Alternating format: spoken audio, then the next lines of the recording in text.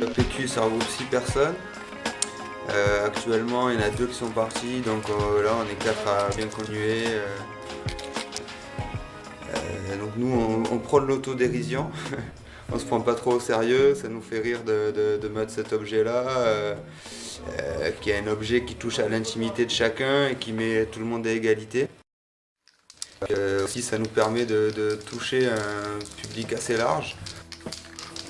Donc on découpe des affiches par lot de 30, 50, ça dépend quoi. Et les remplissages, tout ça, on met des pochoirs, on essaie de mettre pas mal de couleurs histoire que ça ressorte bien tout ça.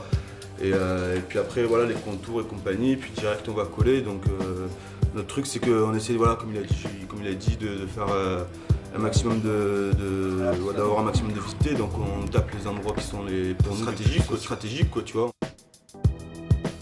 Et la communication est assez facile, quoi. Les gens, d'une manière générale, viennent à notre contact quand ils nous voient faire et ils sont même limite en général contents, enfin ceux qui viennent parler, quoi. Et ils sont quand même assez contents d'avoir une proximité avec ce qu'eux voient apparaître sur leur mur. Voilà, ça c'est assez agréable, quoi, de pouvoir qu'il y ait un échange.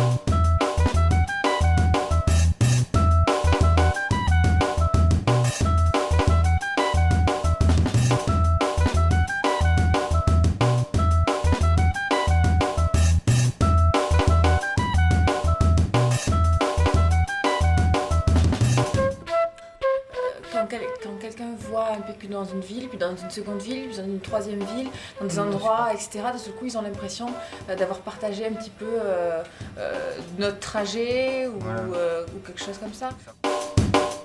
Le truc, ils ont l'impression de... Quand c'est dans un endroit un peu plus perdu, ou pas forcément dans le centre-ville de Marseille, quand c'est dans des endroits un peu plus perdus, ils ont l'impression de le découvrir eux et que peut-être personne d'autre l'aura regardé.